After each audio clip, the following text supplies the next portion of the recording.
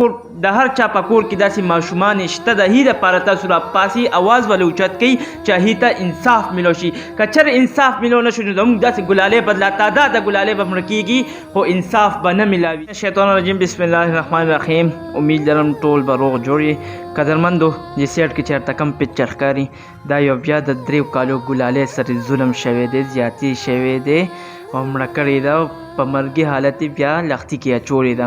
قدرمندو د کوهاٹ سیمې سره تعلق لري دا ماشومه خو انصاف دې ته نشته. نن یې 3مه ورځ ده چې پلار یې په روډ چغې وهي چې ما ته د انصاف میلو شي خو انصاف نشته. قدرمنو ما سره کاشف بھائی هم ناست دی هغه نن به د دې په حواله کې تپوس کوو چې تاسو خو ډېرې چغې ووالې. کاشف بھائی السلام علیکم. وعلیکم السلام. وسیم جان ډېره مننه ژوندی اوسې ژوندی غواړم مننه. کاشف بھائی تاسو خو ډېر د انصاف دپاره چغې ووالې احتجاجونه مو وکړ ډېر انصاف دی ماشومانو ته تر اوسه پورې یو ماشومې ته هم انصاف میلو نه شو. اخر دا ولې در کومه پورې به دا ظلمونه په زموږ په دې سیمه په پاکستان کې کېږي در کومه پورې به زموږ بچي داسې قتلیږي.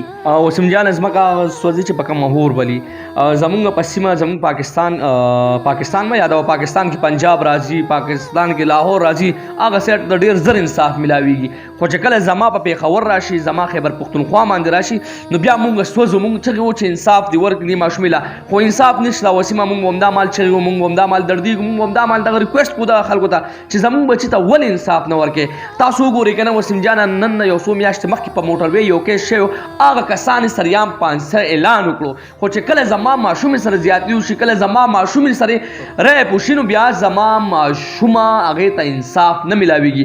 وسیم جانه مونږ همدا مال چغې وو چې انصاف خو انصاف نشته او بیا خاص تر زما پښتون خواصم رسوا دی زما پښتون خواصم برباد دی زما پښتون خو ډېرې سختې وکتې اخر ولې نه میلاویږي زما د پښتون ته انصاف. هغې مینې هغې ایم پی هغه غټ سربراه ته زه هم ویم چې دا هم ستاسو بچي دې راپاسې دې حق لکې آواز اوچت کوي یو کس راته سریام پانسي کوي نو انشاءالله بیا به دا زیاتې نه کېږي بیا به دا ظلم نه کېږي. خیر دی که نه در کومه پورې به مونږ دا چغو چې انصاف انصاف خو انصاف نشته. وسیم جانه کاشف بھائی تاسو خو ډېرې چغې سورې والې دي خو تر اوسه پورې یو تن ته انصاف میلو نه شو.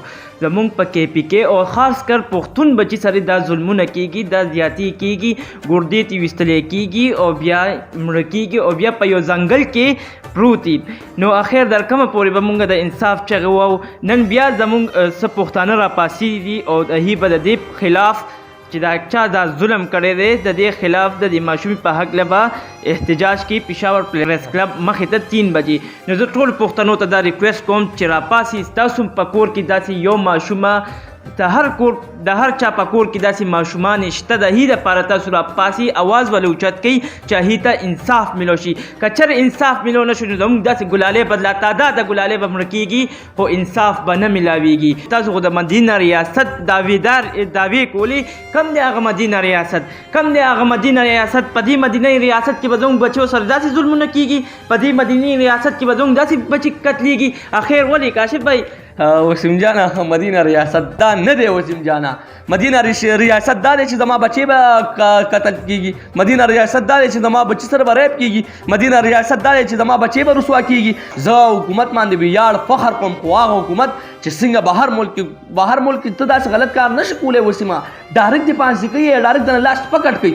اخر زما پاکستان حکومت دی زما تکړه حکومت دی خو وړاندې دې په سترګو پټۍ نه لګي دغه خلکو سره دغه خلکو بچو سره دا ریپ نه دی شوی دغه خلکو بچو سره دا زیاتې نه دی شوی. وسیم جانه دغه خلک پرېږده مونږ به انشاءالله دغه پښتنو له ځو دغه پښتنو آواز به مونږ اوچتو دغه پښتنې ته بار مونږ ورځو کم بچي سره ریپ کېږي کم بچي سره زیاتې کېږي دا زما بچی دی ځکه نن هغه سره سبا به زما بچي سره کېږي که زر ژر راپانسي زما آواز اوچت نه کړو نو قسم په خدای نن په دغه ده سبا به زما په کور زما په بچي وي.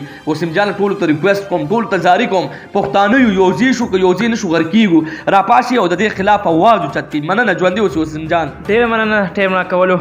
قدرمنو بس دا یو ریکویسټ کوم چې دې ماشومې والدینو ته دې انصاف زر تر زر میلو شي. والسلام.